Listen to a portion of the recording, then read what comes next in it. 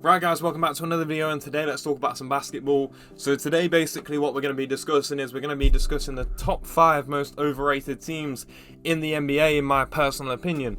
Now, I'm just going to get straight into it. The first team in my opinion which is slightly overrated. Now, 5 isn't extremely overrated, but I do feel as if people think the Pistons are going to be better than the Pistons are going to be. Obviously, they have a very fun team, and like I said in previous videos, if anyone's watched my previous videos, you'll know that I've said the Pistons are going to be one of the teams this season which I'm watching.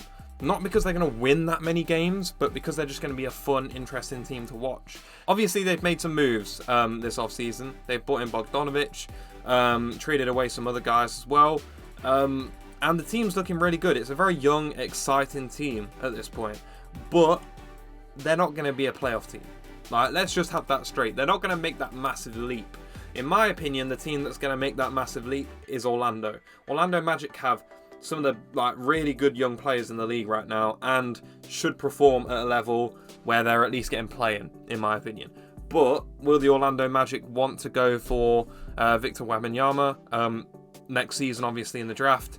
I'm not completely sure which teams are going to just try and tank, and they might shelve players and stuff like that, just to get a chance of getting that number 1 overall draft pick for next season. It's possible, and it could very well happen. The chances are that a lot of teams are going to try and tank for a guy from France that is one of the most hyped players since LeBron James.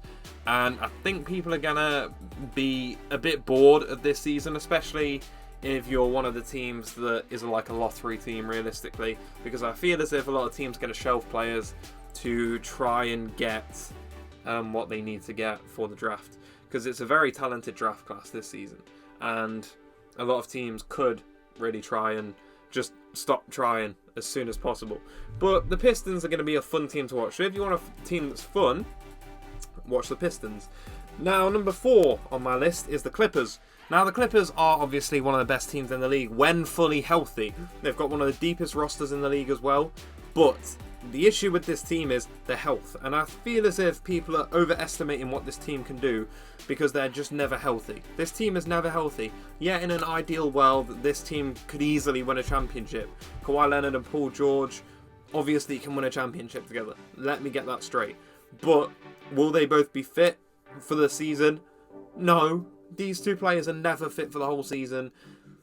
I just don't see them winning a championship. I know I've said in the past I think they could win a championship, and they definitely could, but that all falls on a very specific set of circumstances where their team needs to be fully fit and fully playing as hard as they can, which I haven't seen in a while. This Clippers team has not been very impressive since Kawhi and Paul George have been there. It's not been impressive.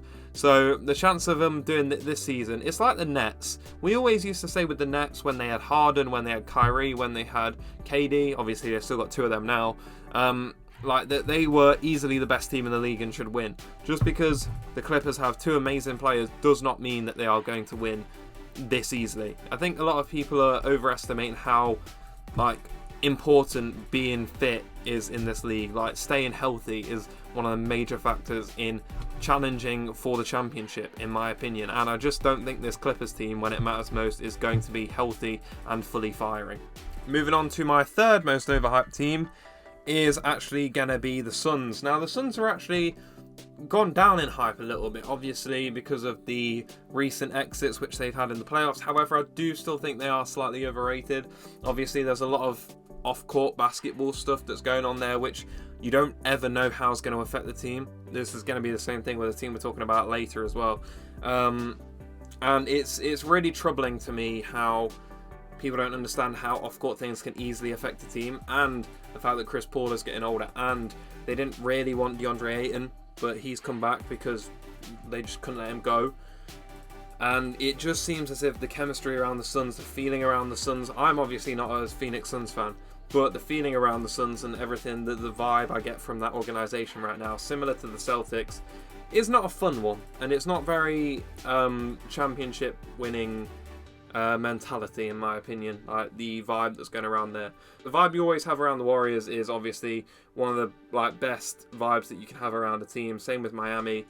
Like these few teams are really good and have a great vibe around them. Same with the Bucks, same with a lot of teams. There's just a lot of good spirit. In the Suns, I just don't think the spirit is there. I think a lot of players might have chemistry issues. I think the fact that Chris Paul is getting a year older is a major factor. Obviously, we've seen him essentially choke in playoff situations. Obviously, it's not just his fault, but we've seen him mess up a few times, and it could be felt, in my personal opinion, this is what I feel, that it was kind of their last chance last season, and this season it could just go a bit more downhill and not really be as good as it was last season anyway. I don't think they'll be as good as they were last season, and in the playoffs they just struggled against the Mavs team, which wasn't the best team in the West, let's just be honest there. Moving on to number 2, in my opinion it's going to be the Celtics. Now, I used to have them at 3 and the Suns at 2, until the recent Celtics stuff happened, which I obviously did not account for. As a Celtics fan, as I said in that last video, it's been kind of hard processing it all. Obviously, we don't have all the information on that Celtics issue, but this has to affect the players. Like having a different coach, a new first-year coach, the youngest coach to ever manage in the NBA, and this is something that is going to affect the team in a way which I can't predict. I genuinely cannot predict how this will affect the team. Obviously, on paper, it's arguably the best team in the whole league. Like first 5, and even the depth is good on this team. But with all the troubles around the Celtics, with coaches leaving and stuff like that, and new people being implemented, and all of just the feeling, like I said, around the Suns, the feeling around the Celtics right now is not positive, at all.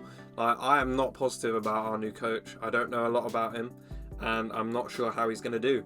It's hard because this is one of the best Celtics team that we've seen since the early 2000s. Well, early to late 2000s was the best team we've seen since this team, in my opinion.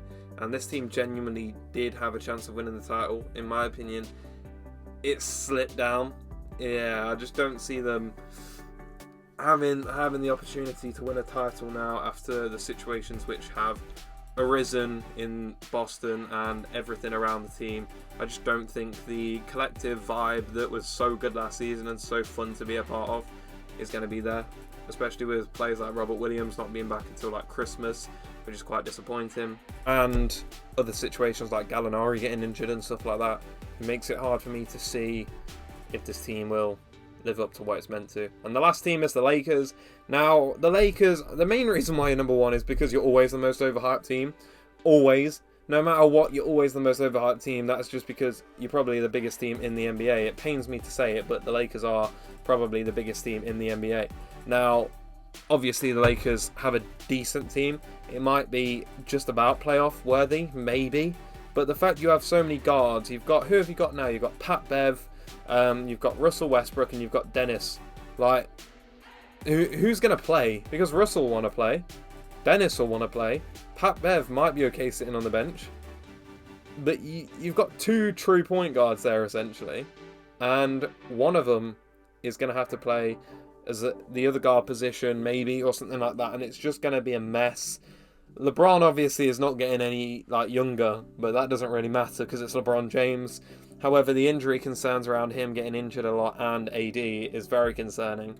Now, I just think, obviously, this team on paper, Russell Westbrook in his prime, LeBron James in his prime, AD when he's fit, is on paper, theoretically one of the best lineups in the whole league, no matter the depth that they would lack. However, the main issue being is LeBron James is not in his prime anymore. He's still one of the best players in the league, but not in his prime anymore. Russ is barely in the league anymore. He shouldn't be in the league probably with his stats from last season. And AD is never healthy. And when he is, he's one of the best players in the world. So if that can all come right, they truly can be one of the best teams in the world. And the Lakers' optimism could be true. However, I just don't see it because of the concerns which I've raised. And that's just my opinion. But if you have enjoyed this video, like the video, subscribe to the channel, and thank you so much for watching.